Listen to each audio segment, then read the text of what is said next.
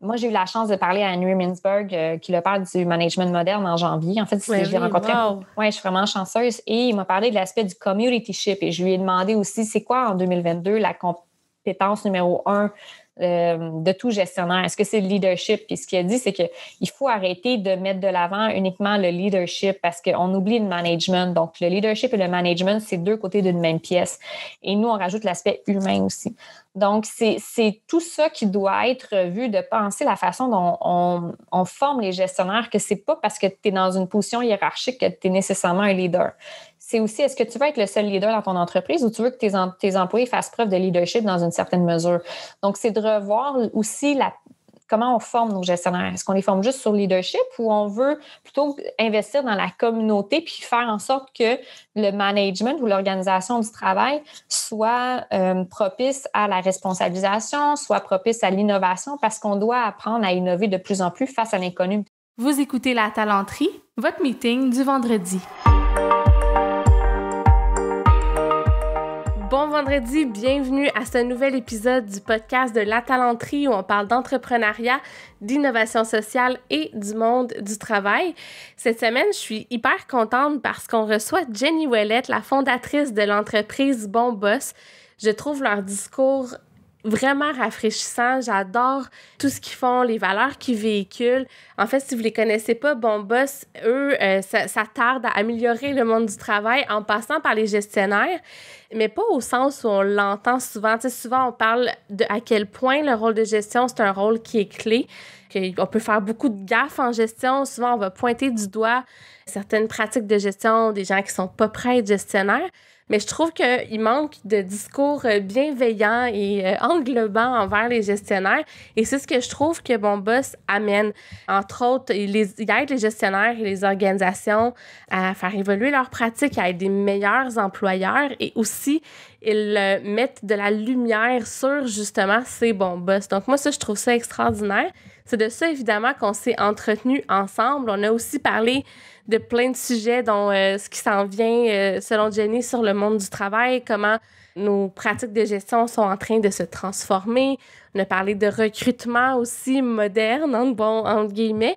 Donc, c'était vraiment un échange que j'ai particulièrement apprécié et qui est vraiment venu me chercher parce que, vous le savez probablement si ça fait un moment que vous nous suivez, mais à La Talenterie, notre mission d'entreprise, c'est d'aider les entreprises à être des meilleurs employeurs pour eux-mêmes avec leurs pratiques d'affaires, pour leurs employés, mais aussi pour la communauté et pour notre planète. Là, ça a l'air un peu quétaine dit comme ça, mais c'est vraiment ça, tu sais, comment on peut être des employeurs durables.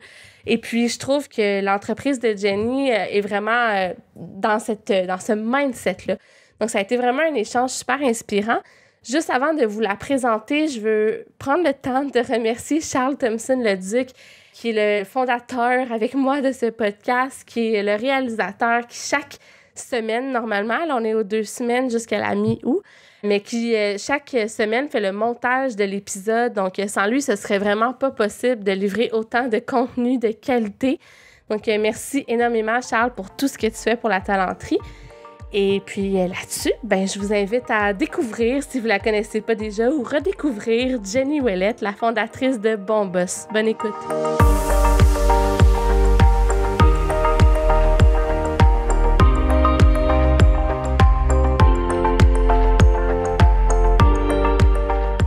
Allô? Allô, Sarah, je suis contente d'être ici avec toi. Ben merci, moi aussi. Merci tellement d'accepter de faire cet épisode-là avec moi. J'avais plein de questions pour toi. J'adore ce que ton entreprise propage comme valeur. Je pense qu'on a beaucoup de valeurs en commun. Puis j'aimerais justement qu'on parle de ça, de bon boss, de c'est quoi un bon boss. Mais avant ça, si ça dérange pas, quand on a jasé ensemble, tu m'as un peu expliqué ton parcours que je trouvais vraiment intéressant. Puis j'aimerais ça que tu le partages avec les auditeurs. Parfait. Merci d'avoir pensé à moi et à Bon Boss. Là, effectivement, on partage plusieurs valeurs puis on collabore à chacune de notre façon à propager un monde du travail plus humain. Donc, voilà. Mon parcours est un peu atypique dans le sens où j'ai gradué en relations industrielles à l'Université de Montréal. Je me suis formée dans un contexte de pénurie dès 2010 parce que je travaillais dans le secteur de l'hôtellerie. Donc, quand même en région éloignée. Donc, on devait embaucher peut-être 70% de la main-d'œuvre active du village. Donc, j'ai eu la chance de me former dans ce contexte-là. Donc, j'ai été aussi recruteur pour une agence de placement. J'ai quitté le domaine de la gestion de ressources humaines après quelques années pour me lancer dans ma première entreprise. Donc, j'étais rédactrice de contenu. Je voulais plus être en gestion de ressources humaines parce que j'étais celle souvent qui congédiait les gens et c'est pas pour ça que j'avais étudié en fait dans ce domaine-là. Et en fait, 2 à 3 ans plus tard, après avoir eu Rédaction M, où j'écrivais les sites web, j'étais spécialisée dans la rédaction SEO. Donc, j'ai tout compris qu'est-ce que l'avantage du web, cette philosophie-là aussi, la façon agile de travailler avec des agences marketing, des agences web. Donc, j'ai réfléchi à une nouvelle façon et je me suis dit, pourquoi pas lancer une entreprise qui s'appellerait Bon Boss. Au tout début, c'était censé être attraction numérique. Et je me suis dit, non, ça ne marcherait pas. Non, définitivement, ça n'aurait pas fonctionné. Mais le raisonnement était le suivant, c'est quand on cherche un emploi, qu'est-ce qui pourrait être le cœur d'une recherche d'emploi? Et là, je m'étais dit, la pénurie de main-d'œuvre arrive, les entreprises ne sont pas informées, on dirait qu'il n'y a pas d'action concrète prise. Et ça, c'était en 2016. Là. Et on l'avait annoncé dès 2007 là, que la pénurie allait arriver. Alors, je me suis dit, qu'est-ce qui peut attirer tout le monde? Qu'est-ce qu'on veut?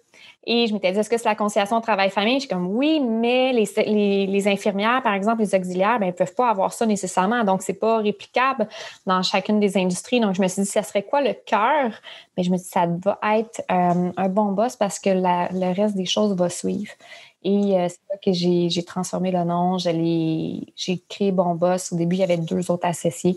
Je me suis retrouvée seule. Et finalement, on est redevenus 2. Là, donc, mon conjoint est devenu mon associé.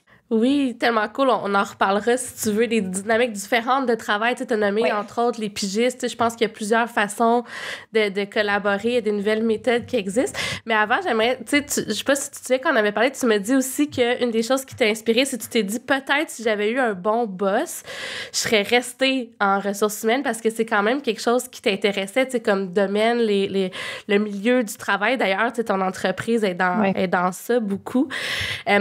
Qu'est-ce que tu penses qu'il aurait fallu, qui arrive pour que tu sois motivé, disons, dans ce temps-là? Pas motivé, mais que tu sentes que tu es sur ton X, là. Oui. J'ai eu la directrice des ressources humaines avec qui je collaborais était formidable. Vraiment, c'était une perle, vraiment humaine et tout. J'avais rien à reprocher à ce niveau-là.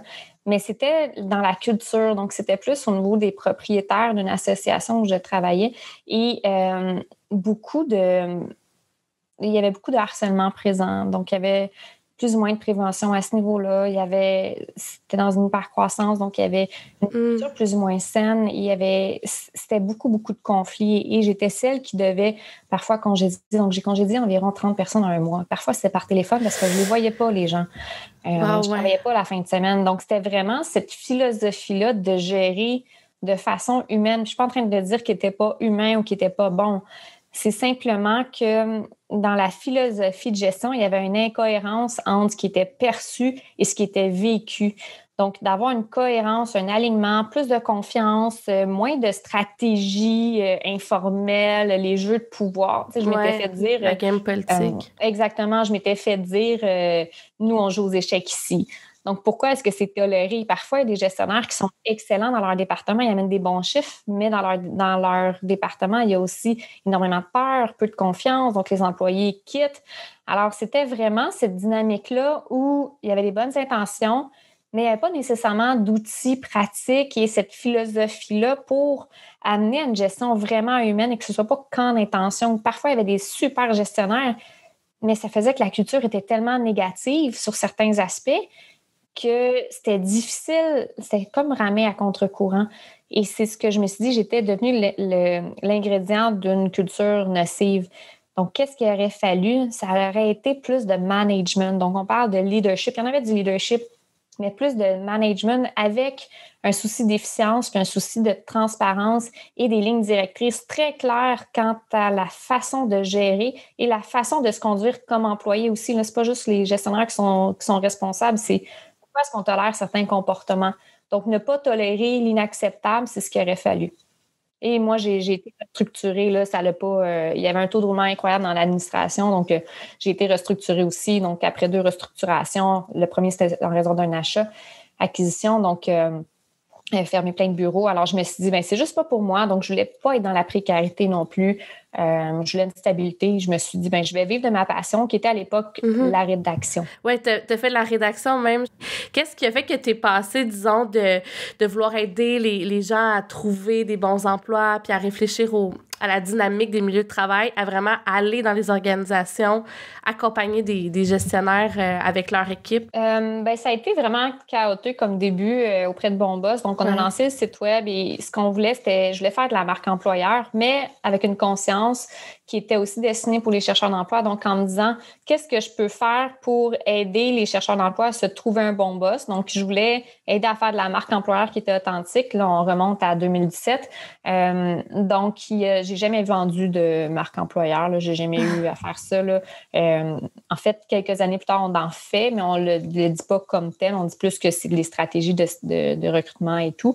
Mais on ne s'est pas spécialisé en marque employeur et on a fait une campagne qui était un bon boss recherché. Et là, en 48 heures, on avait eu plein d'inscriptions. Mais les gens voulaient figurer sur notre site web parce qu'on avait gagné une mention honorable pour un des plus beaux sites web au monde par le concours Awards. Et par contre, c'était la portion gratuite de mon service. Donc, on allait faire la marque employeur. Et ensuite, pour nous aider à rayonner auprès des chercheurs d'emploi, il allait figurer sur notre site web. Et je ne voulais pas faire de certification. Tout le monde me disait, là, tu as une idée de faire une certification avec Bon Boss. Je disais, non, je ne veux rien savoir de ça. Je ne veux pas faire la certification. J'associe ça à la méthode, aux statistiques là, qu'on apprend au cégep à l'université, une méthode quantitative, je crois. Donc, je ne voulais rien faire d'une certification, de calculer des données et tout. Et finalement, j'ai eu un accident de voiture et tout. Mon premier associé a quitté le lendemain ou le surlendemain. Je me suis retrouvée avec rien et j'ai fait un choc post-traumatique. Alors, je ne pouvais plus réfléchir. Et c'est là que mon conjoint a dit, on va faire une certification. C'est ça que les gens veulent. Mais d'accord. Alors, c'est comme ça que lui est devenu entrepreneur et que Bon Boss est devenu une entreprise qui fait une certification au début. Donc, on a pu comprendre c'est quoi un bon boss en parlant aux employés, en les rencontrant. On a vu des similitudes à travers les années. Ça fait quand même 5 ans qu'on fait ça.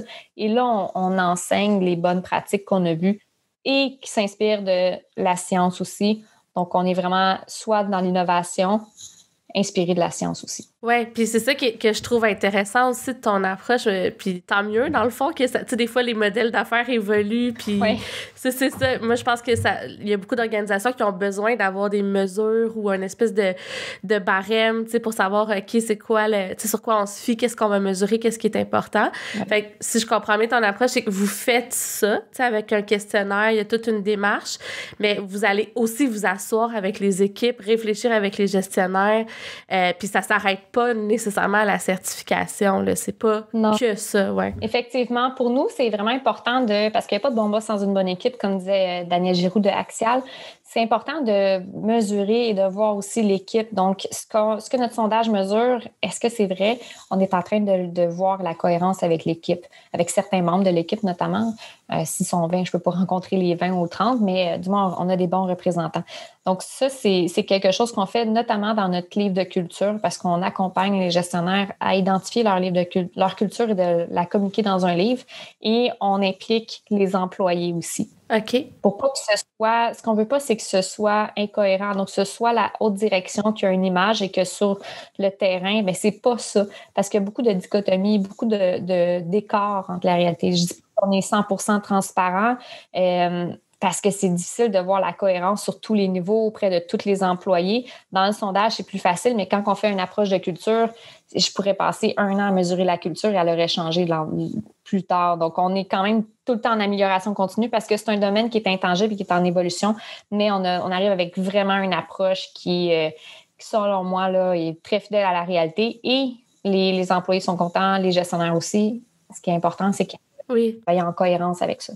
Oui, puis on n'en parle pas souvent, mais il y a quand même beaucoup de pression qui est sur les gestionnaires parce que justement, c'est quelque chose qui influence tellement le parcours, tu sais, l'expérience employée, le gestionnaire que tu vas avoir, on s'entend, ça fait une grosse différence. Puis des fois, c'est difficile pour les gestionnaires de savoir est-ce que je fais bien ça, tu sais, est-ce que je suis un bon boss. Puis je pense que tu m'avais raconté que des fois, tu sais, les gens pleuraient de soulagement de voir que, tu sais, ça allait bien avec leur équipe puis qu'ils remplissaient bien ce rôle-là. Veux-tu parler un peu de cette dynamique-là ou de cette pression-là qu'ils vivent? C'est énormément complexe être un gestionnaire de plus en plus. Parfois, on doit prendre des décisions qui sont difficiles sur l'aspect humain, surtout depuis la pandémie. On doit jongler avec des ressources limitées, avec du temps limité, avec une santé mentale fragile, parfois soit la nôtre, soit celle des employés en raison d'un burn-out psychologique. Donc, quand on arrive avec la certification, c'est très, très, très difficile dans le sens où il faut avoir un bon courage managérial de se dire « je veux me faire évaluer par mes employés ». Déjà là, il y en a plein qui refusent. C'est demandant. C'est confrontant. Oui, c'est super confrontant. Il y en a plusieurs qui ont l'impression que j'attends mes notes d'examen. Donc, ils sont quand même stressés. Donc, il y a un stress, on est conscient. Ensuite, on dévoile les résultats. Donc, plutôt que certains sondages où vous recevez les informations, nous, on prend le temps avec le gestionnaire pour lui expliquer les corrélations aussi, les forces, pourquoi ils sont un bon boss, sur quel aspect, qu'est-ce qui doit être amélioré, quels sont les indices de sa culture. Et ça vient vraiment valider, est-ce qu'il se surestime, se sous-estime. Donc, parce qu'il s'évalue aussi par rapport à certains aspects. Donc, c'est émotif, surtout la question, là, je trouve mon bon boss, mon gestionnaire inspirant. Et il y en a plusieurs qui vont dire oui, c'est pas quelque chose qu'on contrôle. On se lève pas le matin en disant je veux être inspirant pour mes emplois. Peut-être que oui, mais c'est souvent une conséquence de plein d'autres facteurs. Et c'est là que ça devient un soulagement. Ça vient briser le syndrome de l'imposteur aussi. Mm-hmm. Parce que les bons boss se remettent en question. En fait, un bon gestionnaire se remet en question parce qu'il n'y a pas l'ego démesuré.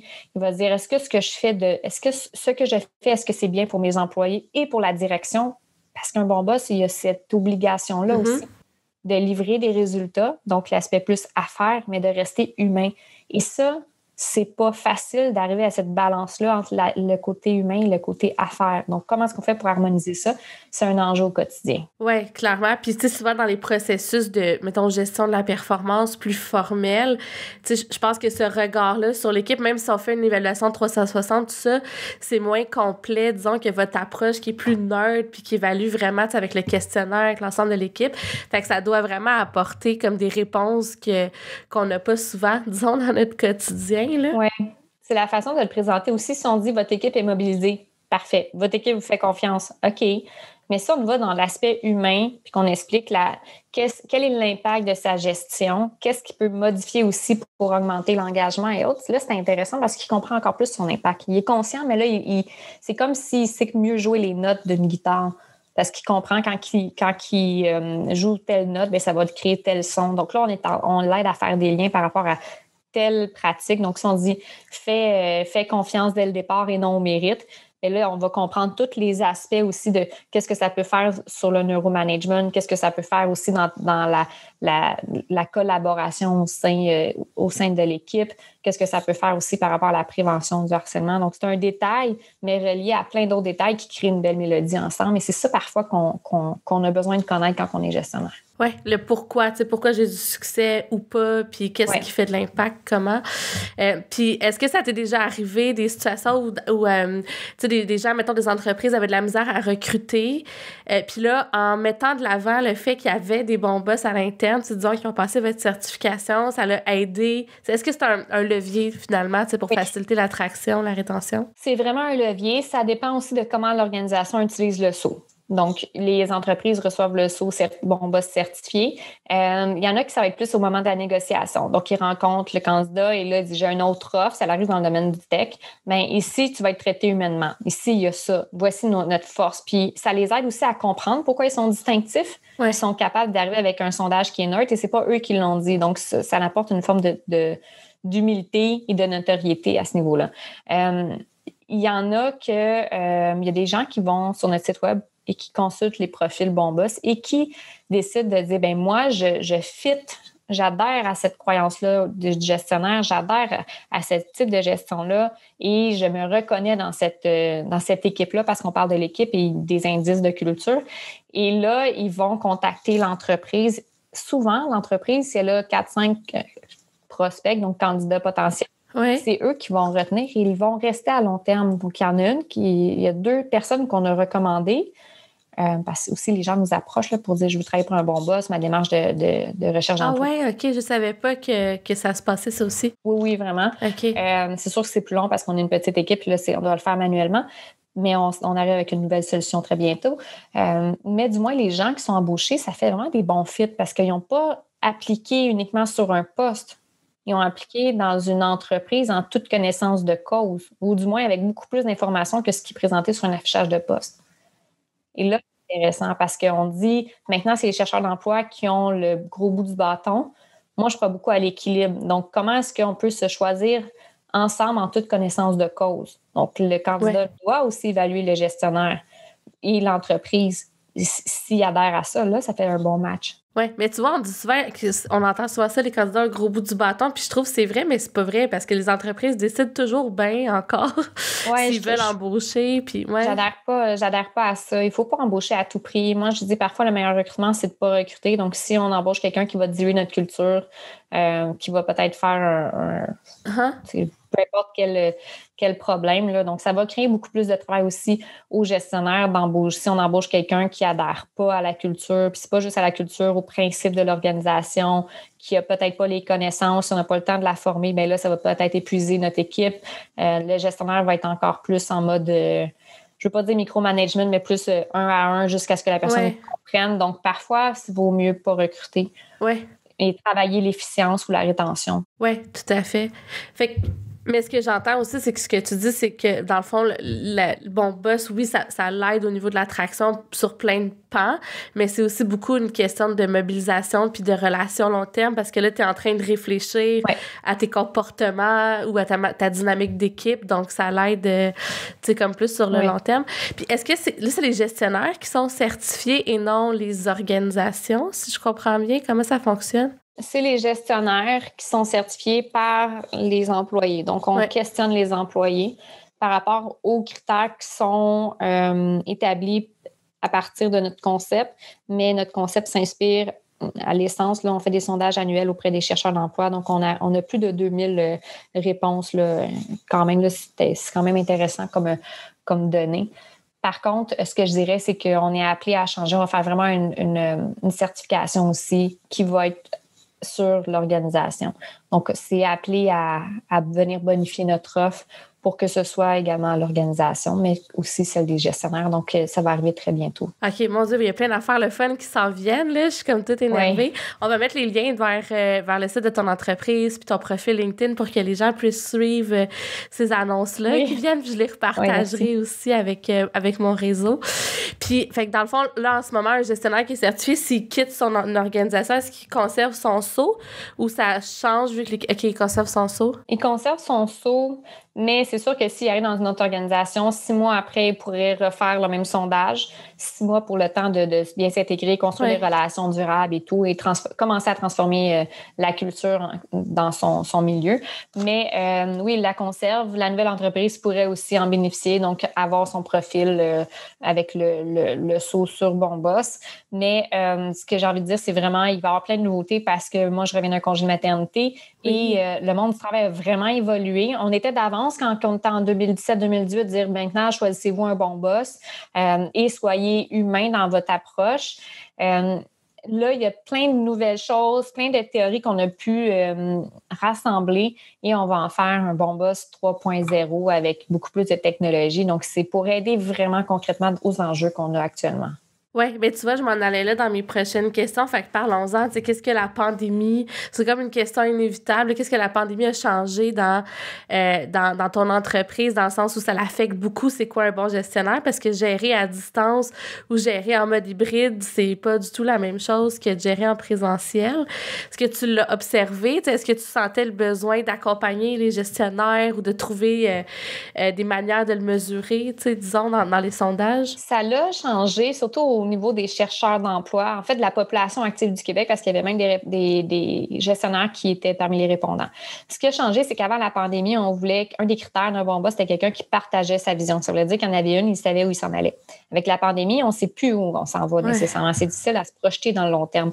Donc là, l'aspect flexibilité, mais c'est surtout la compréhension, la bienveillance aussi a gagné en popularité auprès des attentes des chercheurs, de la population active. Et donc, la définition d'un bon boss a été appelée à se transformer, surtout par rapport aux risques psychosociaux. Donc, est-ce que j'ai quelqu'un, est-ce que je considérais tout ça, cet aspect-là, l'organisation du travail, est-ce que je vis une surcharge? Donc, il y a vraiment l'aspect organisation du travail qui rentre davantage en compte parce qu'on est face à une rareté de main-d'œuvre. Donc, les gens, c'est facile de s'épuiser.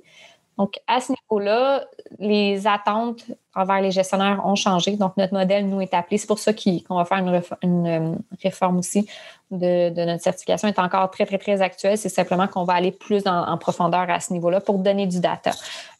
Donc, c'est ça qui a changé, je dirais, surtout. Et les comportements de recherche d'emploi ont évolué aussi parce qu'à partir du mois d'août 2020, notre site web a commencé à avoir vraiment plus d'inscriptions par rapport aux gens qui veulent se chercher un bon boss. Donc, c'est normal parce qu'on est dans un contexte où il y a des gens qui ont été déçus de la façon dont leurs gestionnaires ont géré la crise, puis ils n'étaient pas outillés nécessairement, les gestionnaires. Alors, il y en a de plus en plus qui disent, moi, je veux quitter parce que je suis dans une culture nocive. Je suis de plus en plus au courant aussi, éduquée sur c'est quoi une culture d'entreprise et je deviens méfiant par rapport aux valeurs affichées. Donc, ça, il y a aussi ce discours-là qui est ce qu'on dit. Est-ce que c'est vrai? Donc, on voit une hausse de l'intérêt des chercheurs, nous on appelle ça des chercheurs de bon boss, qui visitent notre site web et qui sont prêts à changer d'emploi, non pas parce qu'ils sont malheureux, mais parce qu'ils croient qu'ils peuvent faire plus et être mieux dans une autre culture. Oui, puis là, je trouve l'intérêt de la certification revient parce que c'est ça, c'est basé sur du data, sur une démarche, c'est comme, tu sais, c'est vraiment vécu. Fait que, ouais, effectivement, c'est différent de juste dire, nous, on a des gestionnaires humains, ouais, OK, mais pas juste ça, on a vraiment passé à travers une démarche avec l'équipe, tu sais, pour s'en assurer. On a sondé l'équipe et tout, on veut être à jour, mais c'est sûr que comme toute certification d'entreprise, il n'y a rien de parfait. Puis je ne crois pas qu'on va arriver à une perfection, même si on investirait dans l'intelligence artificielle et tout, parce que l'humain est tout le temps en changement. Par contre, il y a des principes qui restent, puis c'est ces principes-là qui doivent être compris et appliqués. Et moi, j'ai eu la chance de parler à Henry Mintzberg, qui est le père du management moderne en janvier. En fait, je l'ai rencontré 2 fois. Oui, wow! Oui, je suis vraiment chanceuse. Et il m'a parlé de l'aspect du communityship. Et je lui ai demandé aussi, c'est quoi en 2022 la compétence numéro 1 de tout gestionnaire? Est-ce que c'est le leadership? Puis ce qu'il a dit, c'est qu'il faut arrêter de mettre de l'avant uniquement le leadership parce qu'on oublie le management. Donc, le leadership et le management, c'est 2 côtés d'une même pièce. Et nous, on rajoute l'aspect humain aussi. Donc, c'est tout ça qui doit être vu, de penser la façon dont on forme les gestionnaires, que c'est pas parce que tu es dans une position hiérarchique que tu es nécessairement un leader. C'est aussi, est-ce que tu veux être le seul leader dans ton entreprise ou tu veux que tes employés fassent preuve de leadership dans une certaine mesure? Donc, c'est de revoir aussi comment on forme nos gestionnaires. Est-ce qu'on les forme juste sur le leadership ou on veut plutôt investir dans la communauté puis faire en sorte que le management ou l'organisation du travail soit propice à la responsabilisation, soit propice à l'innovation parce qu'on doit apprendre à innover de plus en plus face à l'inconnu. Puis ça se fait pas juste de la haute direction. Ça se fait aussi avec les gens qui sont en contact avec les employés et les clients, excusez-moi. Donc, ça se fait avec les employés. Oui, puis ça me fait penser ce que tu dis à la méthode agile avec des Scrum Masters qui sont là pour élever l'équipe puis faire émerger du leadership dans l'équipe même qui trouve ses propres solutions. Là. Fait que je pense qu'il y a quelque chose. C'est un modèle. Ouais. Puis dans le fond, tu as nommé un peu c'est quoi qui fait qu'il est un bon boss, mais j'aimerais ça si ça te dérange pas qu'on en rafale, tu sais, des comportements qui sont valorisés. Tu sais, souvent, qu'est-ce qui revient? Parce que, attends, je vais reformuler ma question. J'ai 2 questions. La première, c'est est-ce qu'un bon boss, c'est la même chose dans toutes les organisations ou dépendamment de la culture de l'équipe, ce qui est valorisé ou demandé par l'équipe peut changer. Puis l'autre, ça serait de dire, est-ce qu'il y a des tendances que tu vois là, qui sont comme un peu across the industry, là, en bon français, qui reviennent? Je dirais que oui, un peu de oui dans chacune des 3 parties de la question. Oui, dans le sens où il y a des tendances dans les industries. Il y a aussi le fait qu'il y a une base commune, en fait. Et un bon boss pour quelqu'un serait peut-être pas un bon boss pour un autre dans la relation. Mais il y a des choses comme par exemple, il y en a qui vont aimer, surtout peut-être en début de carrière ou autre, puis il y en a qui aiment ça se faire dire quoi faire. Comme moi, je vais dire aux gens quoi faire. Je vais voir par souci d'amélioration continue, mais quelqu'un qui va vouloir vraiment une étroite supervision, je ne suis pas en mesure d'être la bonne gestionnaire pour cette personne-là. Mais ça ne veut pas dire que je suis une pas bonne boss, là. Ça veut juste dire que mon style de management et ma façon de faire de gérer de façon étroite, elle est vraiment axée sur la confiance. Donc, il faut voir dès le recrutement, est-ce que notre type de leadership et de management est en concordance avec la personne que j'embauche? Si c'est le cas, OK. Donc, il y a quand même là, c'est la dimension relation. Parce que ce que fait un bon boss, là, il fait confiance, il rentre en relation avec les gens. Ouais. Puis c'est ça le nerf de la guerre, si je pourrais dire. Donc, il faut vraiment rentrer en relation avec les gens. Il cultive des relations saines et il les maintient. Il ne tolère pas le harcèlement et tout autre geste d'incivilité dans son département. Il ne laisse pas des gens gérer un conflit entre eux-mêmes, puis regarde, c'est des grands garçons, ils vont s'arranger. Non, il ne tolère pas ça parce que s'il tolère ça, il va créer des précédents dans sa culture et il va peut-être laisser place à long terme à de l'incivilité. Donc, c'est zéro tolérance. C'est pas juste parce que c'est écrit sur une politique, il ne tolère pas ça. Donc, le respect est vraiment prioritaire. Ouais. Donc, lui, il donne son respect, mais aussi, il s'assure que le respect est là. Donc, ça, c'est des bases pour vraiment une culture saine puis maintenir des relations saines. Il y a d'autres choses aussi. Il y a la gestion par les forces. Mm-hmm. La gestion par les forces, ça, c'est comment est-ce qu'on peut développer ses employés en les faisant travailler sur leurs forces et aussi en partie sur les faiblesses, mais pas uniquement sur les faiblesses. Donc, c'est d'être capable de connaître son monde, d'identifier des forces et d'en faire une belle mélodie ensemble. Donc, ça, c'est quelque chose qui est important. Et aussi la façon d'innover dans sa gestion ou dans son entreprise, de créer un milieu qui est rassembleur. J'aime bien le cas d'Accès Location Plus où il y a Luc Bertrand. Luc Bertrand, c'est le propriétaire de l'entreprise, donc il fait immensément confiance à ses gens. Il est là pour souvent les gâter, souligner, mais avec une approche vraiment humaine. Donc, il raconte souvent des jokes. Donc, il y a beaucoup de rire dans l'entreprise. Et même s'il n'est pas là, on sent que ça fait partie de la culture. On rencontre les employés, ils vont faire des jokes, ils ont beaucoup de sarcasme et tout, mais c'est tout le temps positif. C'est des bons vivants. Il y a un souci de justice organisationnelle aussi. Donc, si les gens pouvaient amener leurs enfants, avant la pandémie, les gens pouvaient amener des journées famille, amener les enfants au bureau, mais là, il y en avait qui n'avaient pas d'enfants, mais il y avait des animaux. Donc, on disait, est-ce qu'on peut amener? Il a dit, bien, pourquoi pas? Donc, c'est cette façon-là d'être à l'écoute des employés et de sortir du cadre traditionnel. Et lui, il est capable de faire ça.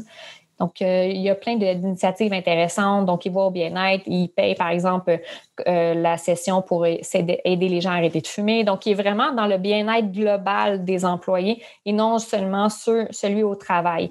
Et son modèle d'affaires est très intéressant, selon moi. Ah bien, merci. C'est vraiment un exemple inspirant pour aller fouiner un peu sur son entreprise pour voir ce que... Puis, est-ce que tu as dans ta section Bon Boss, tu as les profils de toute façon? Fait que j'imagine qu'il est sur ton site web aussi. Oui. Super. Puis, tu vois, tu as nommé quelque chose aussi qui, par rapport au fait qu'un bon boss, ça peut changer selon les besoins des individus. Puis, je me disais, ça change aussi selon où tu es dans ta carrière. Tu sais, une même personne peut avoir besoin d'un certain encadrement à un certain moment. Puis après ça, les besoins peuvent évoluer. Qu'est-ce que tu penses de ça? Est-ce qu'il faudrait permettre de pouvoir changer de gestionnaire, disons, dans les grandes organisations où c'est possible, pour fitter, en bon québécois, avec les besoins des gens? Ou est-ce que tu penses qu'un bon gestionnaire peut arriver à s'adapter, tu sais, jusqu'à un certain point aux besoins qui évoluent dans son équipe, puis changer d'approche avec chacune des personnes? Je crois qu'avec la pratique, un gestionnaire est capable de s'adapter. Un exemple, c'est que lorsque en 2020, on a eu une croissance d'environ 400% et j'étais enceinte à l'époque. Là, je ne sais pas comment j'ai fait à ce niveau-là, mais j'ai embauché des stagiaires. Donc, j'ai embauché quelqu'un Catherine, qui est membre de l'équipe. Donc, il y avait d'autres stagiaires aussi. Donc, je devais vraiment être au day-to-day, les former. En plus, qu'on a une façon de voir, on a des innovations qui sont un peu différentes. Donc, j'ai adopté un type de management avec elle, de leadership qui était différent. Aujourd'hui, elle est revenue, elle avait quitté, elle est revenue et ma façon j'ai dû m'adapter à elle parce qu'elle avait acquis des nouvelles compétences, elle avait acquis d'autres choses aussi et moi, j'ai dû me changer face à elle. Et je crois que c'est la même chose quand que quelqu'un commence dans sa carrière et quelqu'un qui a peut-être 40 ans ou 30 ans d'années de service, c'est pas la même communication aussi. Il y a tout le temps les mêmes bases, une certaine communication, mais dans les types de projets, le rôle, la place qu'on leur donne, je crois que c'est ça qui va changer parce que quelqu'un qui commence, si on leur donne un trop gros projet, ben il faut faire attention aux besoins de compétences, donc dans les 3 besoins fondamentaux. Donc, il y a l'affiliation de compétences, l'autonomie. Si je donne trop d'autonomie et je donne des projets dont la personne n'aurait pas les compétences, mais là, je vais nuire à son engagement et à sa motivation au travail. Donc, c'est de bien balancer cette mesure-là, mais il faut, rentrer en relation avec la personne, être capable de juger et de l'aider à connaître ses forces. Parce que quand on commence, puis ça, je ne parle pas nécessairement de mon employé, mais quand on commence, on ne connaît pas ses forces.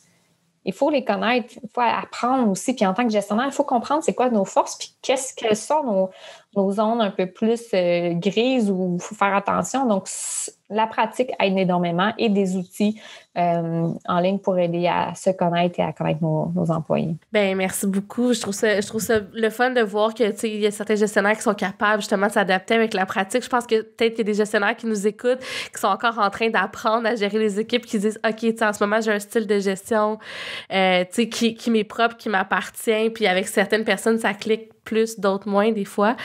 Oui, j'aimerais juste rajouter quelque chose, c'est que le gestionnaire n'est pas responsable de tout. C'est ça qu'il faut voir aussi, c'est que parfois, il y a des personnalités difficiles comme employés. Tout comme le gestionnaire, il y a des gestionnaires qui sont difficiles ne devraient jamais être dans cette position-là. Donc, je ne veux pas juste mettre la responsabilité, le fardeau sur le gestionnaire. Il y a aussi des employés, il y a des gens qui ne sont pas coachables, où on donne tous les outils pour vivre un succès, ils sont comme pas là, ils veulent juste pas être dans cet emploi-là. Ils vont nuire à l'esprit d'équipe aussi parce qu'ils ne vont pas répondre à la qualité qui est attendue, même si c'est un effort minimal. Donc, un bon boss est le protecteur de son équipe. Parfois, il doit la protéger d'elle-même. Donc, de certaines personnes qui ne vont pas saisir l'occasion et qui ne vont pas, je ne veux pas dire performer parce que, mais juste livrer ce qui est attendu ou avoir les comportements qui sont sains. Donc, c'est vraiment de faire attention à ça et de savoir que la gestion, au début, on devient meilleur avec notre équipe aussi parce qu'il y a des erreurs que j'ai faites, moi, en tant que gestionnaire, mais je les ai constatées avec mon équipe, mais je me suis excusée et j'ai appris. Mais c'est ça l'enjeu d'être un gestionnaire, c'est nos erreurs vont être faites sur des humains ou sur une performance organisationnelle. C'est qu'il faut être bien outillé pour ça. Puis même si on lit pendant 5 ans, on parle avec des gens qui sont des bons boss, qu'on est à l'affût, qu'on donne des conseils, bien, parfois on va tomber dans une zone qui est comme « Ah, ça, je ne l'ai jamais vu, puis je ne l'ai pas étudié, je ne l'ai pas... » C'est une situation exceptionnelle, comme au début de la pandémie. Des gens qui étaient exceptionnels en gestion depuis 20 ans, ils arrivent face à l'inconnu, bien, ils font des erreurs. Mais l'erreur ne doit pas être une négligence, toutefois. Là. Donc, c'est comment est-ce qu'on est capable de rattraper ça puis d'avouer sa vulnérabilité. Puis ça, c'est une belle façon d'avouer sa vulnérabilité. Ce conseil-là, je vous ai donné, c'était pas bon. Je m'en excuse. Qu'est-ce que vous croyez? Qu'est-ce qu'on pourrait faire? Ou je ne referai plus ça à avoir eu l'expérience. Fait que ça prend beaucoup d'humilité pour se remettre en question, mais sans se détruire non plus, puis tu sais, avoir quand même confiance en nous, puis être capable, parce que l'humilité, ça prend du courage, là, quand même beaucoup. Mais tu vois, ce que ça me fait penser, je sais pas si tu as lu le livre de Kim Scott, Radical Candor, mais en tout cas, elle parle beaucoup de feedback, je pense que ça t'intéresserait, puis elle nomme des erreurs qu'elle a faites, tu sais, qu'elle pensait qu'elle était donc bien une bonne gestionnaire, puis entre autres, exemple, tolérer le comportement de quelqu'un qui est pas performant, il était même pas nécessairement toxique, mais il était tellement pas performant, puis elle le tolérait sans rien dire, puis ça démotivait toute l'équipe. Puis cette personne-là, même, quand elle l'a mis à la porte, ben lui, il était complètement, tu sais, tombé des nues, puis c'est comme, OK, mais tu sais, j'aurais aimé le savoir, j'aurais pu corriger la situation. Fait qu'en tout cas, il y a plein de situations comme ça où des fois, on essaie d'être gentil ou humain, mais tu sais, être gestionnaire, c'est aussi protéger l'équipe, comme tu le disais, puis je pense que ça prend beaucoup de courage pour se rendre là. Puis là, le monde du travail change. Qu'est-ce que tu anticipes dans les prochaines années? Tu en as parlé un petit peu, tu sais, entre autres, en parlant que tu allais faire évoluer la certification Bon Boss.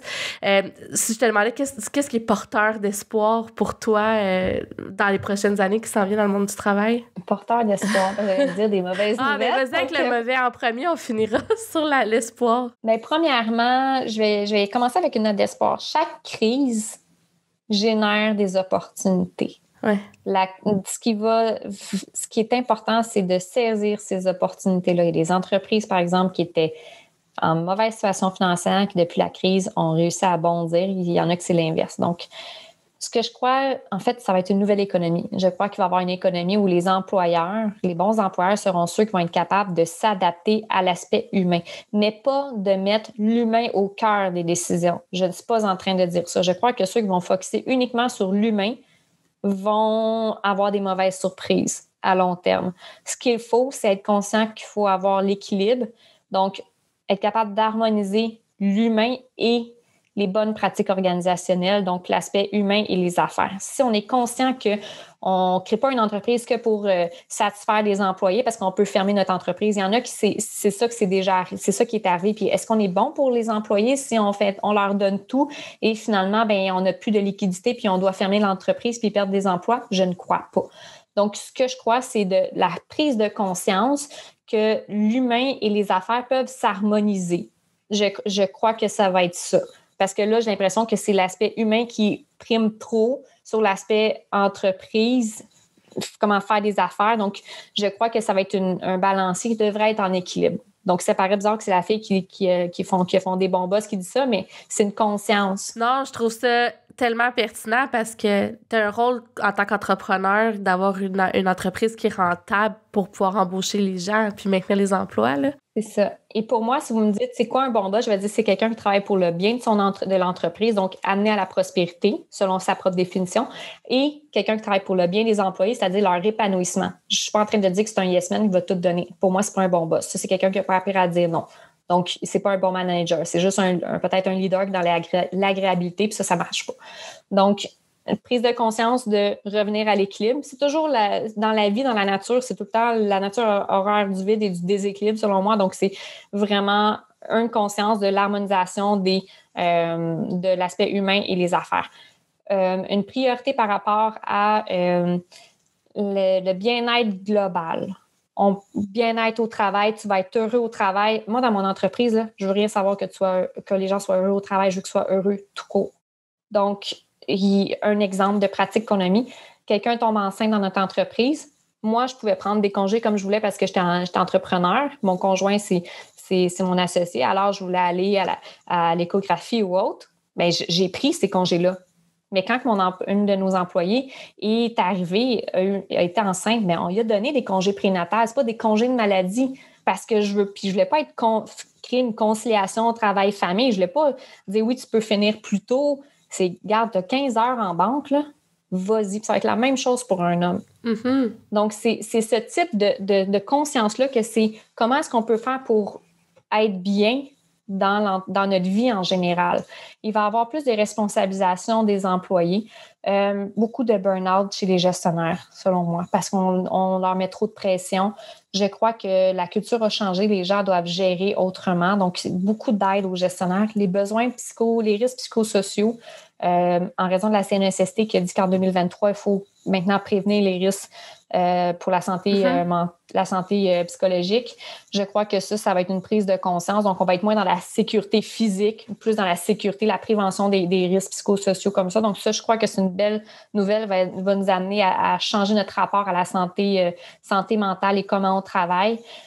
Donc, il y a plein de gros défis, mais je crois que ça va être vraiment intéressant puis qu'on va apprendre enfin collectivement à bien travailler et que ça va être bon pour les entreprises, les employés, les gestionnaires. C'est ça, selon moi, qui doit être la priorité. Alors, puis des défis de recrutement, mais il faut changer nos façons de recruter. Il faut juste penser autrement. Alors, plein de belles choses. Je pense que ça va être plus simple. Plus simple, ah mon Dieu, on se le souhaite tellement parce qu'effectivement, c'est rendu des fois assez complexe, puis il y a comme une dichotomie entre vouloir être très humain puis des pratiques de gestion qui n'ont pas suivi, puis en tout cas, des fois, trouver son équilibre là-dedans, c'est pas toujours facile, mais comme tu l'as nommé, c'est une période peut-être de crise ou de transition, donc on espère... Mais c'est dur de changer. C'est dur de changer, mais il faut changer il faut adapter notre rapport au changement. Comme par exemple, moi, ma mère me disait tout le temps depuis que je suis jeune, il y a juste le changement qui ne change pas. Ouais. Donc, si on me demande, est-ce que tu as de la difficulté à changer? Non, c'est correct. C'est sûr que c'est difficile de changer les comportements, mais j'en suis consciente et je sais que c'est pour le mieux. Idéalement, si mes choix sont basés sur, je dirais, la science pour certains aspects et aussi des faits. Donc, une raison aussi qui est valide pour changer. Qui donne le moteur ou le jus pour dire « OK, je le fais pas pour rien ». Jenny Ouellet, c'était super intéressant. Je savais que ce serait vraiment une belle discussion. Je suis très contente que tu te sois prêtée au jeu. Merci beaucoup. En terminant, j'aimerais peut-être que tu dises s'il y a des gens qui veulent se faire certifier, qui ont envie d'avoir ces réflexions-là avec ton équipe, d'être un bon boss. C'est quoi la démarche? Est-ce que on va sur ton site web, on présente notre candidature? Oui, on va sur le site web, simplement rentrer en contact. On a quelqu'un qui va justement expliquer, qui va prendre rendez-vous, qui va expliquer c'est quoi la démarche, les étapes. Mais essentiellement, c'est une prise de contact avec Bon Boss. Ensuite, c'est tout ce qui est l'évaluation du gestionnaire et auprès de l'équipe. On mesure le gestionnaire, des indices sur la culture, le bien-être au travail aussi sur certains aspects. Ensuite, c'est l'activité d'équipe avec la remise du rapport, l'explication avec le professionnel. On rencontre l'équipe ensuite pour les valoriser, les impliquer. Et à la dernière étape, c'est la diffusion sur nos réseaux sociaux et sur notre site web. Et ce qui est intéressant, c'est on crée une communauté. Donc, les gens, à chaque 6 semaines, peuvent se rencontrer et apprendre des nouvelles choses. Donc, ils peuvent apprendre, par exemple, le neuromanagement. Et le prochain à venir, c'est Manuel Constant qui va enseigner la synergologie pour aider à mieux comprendre. Oui! Oui, j'ai très hâte. On va le recevoir au podcast. C'est juste pour ça que je suis genre, je trouve ça cool que tu aies été avec ça. C'est un des outils. Oui. Et il va y avoir Benoît Chalet-Fou. Donc, tout ça, ça permet de briser l'isolement pour les gestionnaires. Je reviendrai à ta question précédente. Je ne peux pas passer à côté de ça. Mais un des changements, c'est le rôle de la profession en ressources humaines où ils vont être vraiment des partenaires stratégiques pour les entreprises et il faut les écouter.